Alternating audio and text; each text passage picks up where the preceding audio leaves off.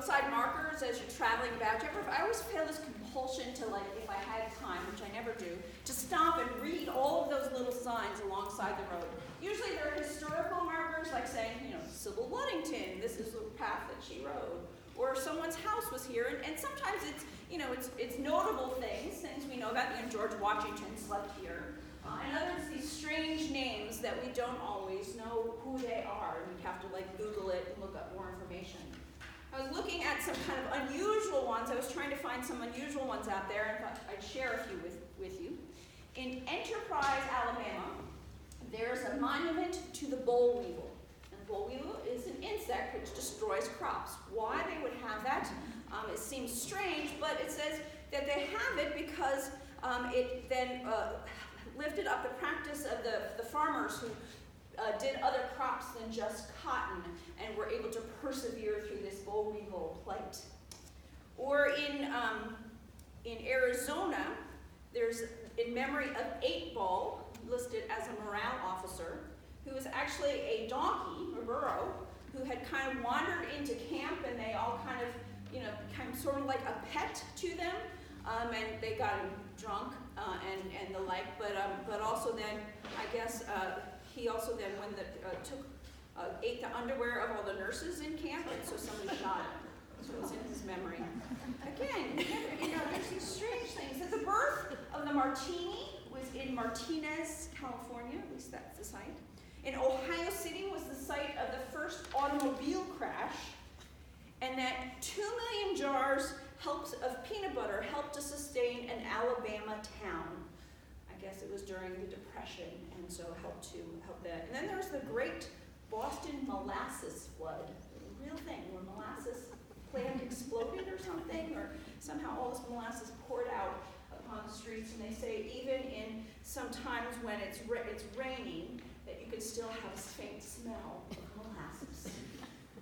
You never know what you're going to read or hear about in all of these little signs, that somehow these signs remind us not just of a particular time in history or a particular person, but they kind of sketch out even our whole history as a community, as a country, and as well as in other countries, that can kind of point to what it means to live in this time and place. And some are obscure and mean nothing to us today, and others are part of our history.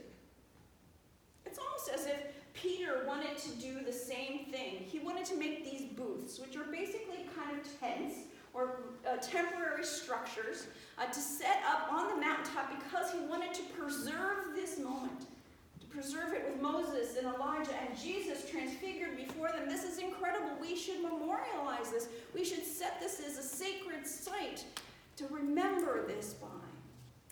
It was an unusual request in a lot of ways, because the people of Israel, and we can read throughout the Old Testament, that anytime there was a significant event, anytime there was a time when they encountered God, they often built an altar in that place to remember it by. That when people would travel around, that they would come to that place and that they would worship God, because God was met here in this time and place. They're scattered around the countryside, in various places, to remind them of God, to remind them of what God said or did to them in those times and places. So Peter's request, well, it seems kind of impetuous, because Peter was pretty impetuous. It doesn't seem like an unusual request. But as he's talking, a voice interrupts from heaven. God has a way of interrupting us, and says, listen, stop talking, Peter. Listen to this. This is my beloved. This is my chosen. This is the one in whom I am well pleased. Listen to him. That it wasn't about the place. It wasn't about this particular moment. But it was about something so much more than this moment of glory. Now, normally on Transfiguration Sunday, we will just get the story of the Transfiguration, of those particular verses in any one of the Gospels. But today, not only the lectionary, but even myself, I extended it a little longer. I'm sorry I made you stand that much longer. I could have made it even longer than I did. Because there's pieces that come before that have so much bearing on what we hear in the Transfiguration. What we read at the beginning of our service in our litany, where where we were talking about who do we say that Jesus is, that was a question that Jesus asked his disciples. What are people saying about me, he says.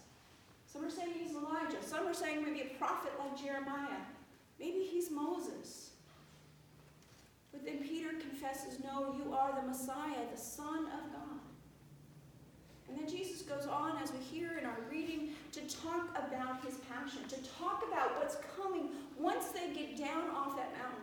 That now he set his face for Jerusalem, that his ministry is going to lead him to that place, and that when he gets there, all of the religious authorities are going to arrest him and crucify him, and he will die.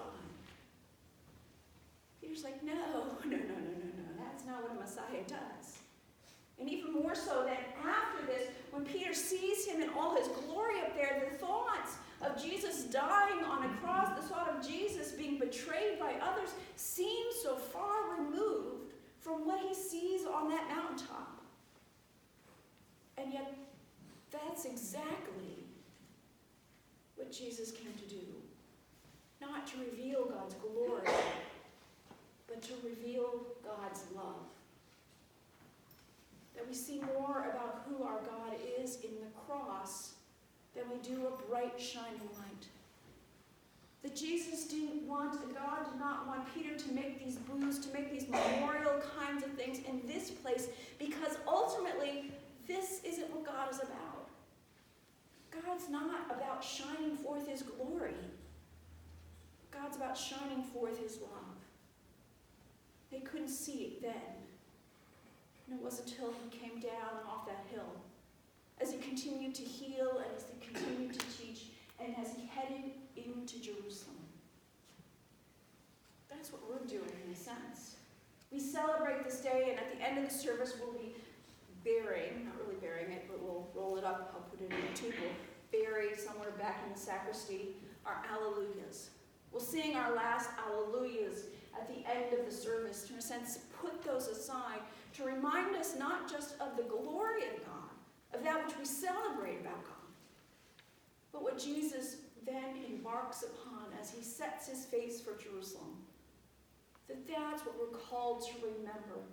That's what we're called in many ways to celebrate and to lift up in our lives.